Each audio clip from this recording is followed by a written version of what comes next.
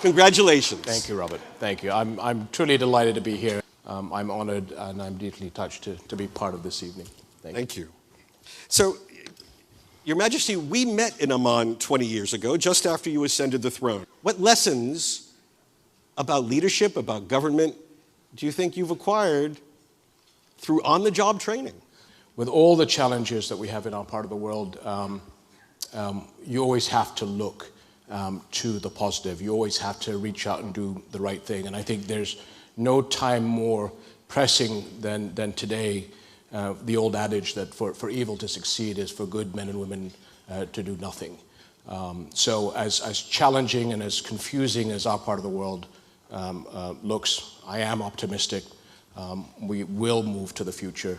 And I get that inspiration not only from my family, but from young men and women in Jordan that have that aspiration to make life better. And Jordan is just a small part of the Middle East that I think youth want to move forward, live together, and make a better world for themselves. And that's what gives us, I think, the energy to continue. So we rarely hear an optimistic note, and so I'm delighted that you would say that. Look, the video that we showed a moment ago opened with the rise of ISIS, what you in the Middle East call Daesh, an Arabic acronym. We've just had a major milestone, the death of the founder of ISIS. Following the destruction of the territorial caliphate, the semi-state, not real state, but the semi-state. But the problem of what ISIS is and what it represents certainly hasn't disappeared. How would you describe the challenge of radicalism and extremism in this era today, to Jordan specifically and more generally? The challenge that we have is a global challenge. So ISIS has been defeated maybe in Syria and Iraq, people can say, but it's not been destroyed. And actually in the past couple of months, we've seen a emergence of them close to our borders and in Western Iraq. But it is a global issue. Until politicians understand who the enemy is, it's 2 steps forward and 1 step back. The challenge that we have is those that believe sort of the outlaws of what we call of Islam, Daesh, what we call the Takfiri jihadist, is going to be a challenge for all of us. You have them all over the world, and because of the internet and social media, we're going to have a problem wherever we are in the world in being able to deal with this. So unless we call the enemy and those that support them for what they are, it's going to take a long time for us to be able to deal with this. 8 years ago, protests swept across the Arab world. Now, turn on the television, protests sweeping across the Middle East again. Algeria, Iraq, Lebanon, extending all the way to Iran. What's going on? Is this different than the last time? Well, again, we've got all to remember that the Arab Spring was led by youth that were extremely frustrated and wanted opportunities. I hope we look back at that point in history, and it is obviously a very defining road for us in Islamic and Arabic history. And I think we'll look back on it and say that was a crossroad that we needed to cross. And there are very many analogies, obviously, with Europe during the inter-Christian challenges that they had 400 or 500 years ago. And I think that's where the crossroads we are at today. So one thing one can say, looking at both waves, the monarchies seem to have avoided this. Jordan, Saudi Arabia, Morocco. What's the secret recipe? Monarchies, in the way I was brought up by His late Majesty, and he was brought up by his father and his father, is we're there for all of society. We are in many parts tribally based. When you have a monarchy like we have in Jordan and like you have in Morocco, we're the balancer for everybody in society, whether you're tribal or you're a farmer. We are the ones that make sure that everybody is protected and everybody's supported. And I think that's what's helped the monarchies be stable during a very difficult time for our region. The theme of your book, Our Last Best Chance, A Story of War and Peace, the major focus is on the Arab-Israeli peace process, which is regrettably dormant at the moment. So I want to ask you first about the peace process, and then in a moment about your own peace with Israel. What is the formula for raising the peace process out of its dormancy? What role would you hope the United States would play toward that effort? Well, anybody who's in the international community says that we can have peace between Israelis and Palestinians without the support of America doesn't know our region and the role that America plays. We all need America to bring both sides together. I think there's quite a few of us in this room that believe that the only way to move forward is a two-state solution, because the alternative is worse for all of us. Because then it becomes an Israel looking inwards, which none of us can afford. We then have an immediate challenge of equal rights, which again is something that we can't deal with. Unfortunately, we're in pause mode. As you well know, that Israelis have gone through a series of elections. We may be seeing another 3 months of elections. So as a result, we're all in pause mode. And we haven't been able to get people back around the table talking to each other. The Jordanian-Israeli relationship is at an all-time low. Part of it is because of Israeli domestic issues. We are hoping that Israel will decide its future, whether it's in the next several weeks or in the next 3 months. And then it is very important for all of us, and I'm saying our friends here in the United States, to refocus our energies on bringing all of us back to the table and looking at the glass half full. And are you hopeful that that the two-state solution, as you just described it, is not dead? That's a very, very important question. Have we gone beyond the point of no return?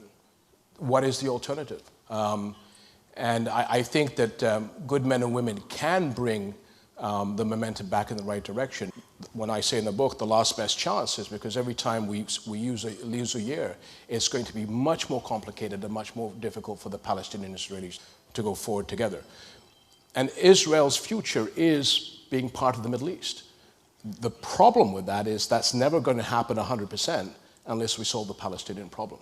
So there's a lot of people in our part of the world that could say behind closed doors, do whatever you want.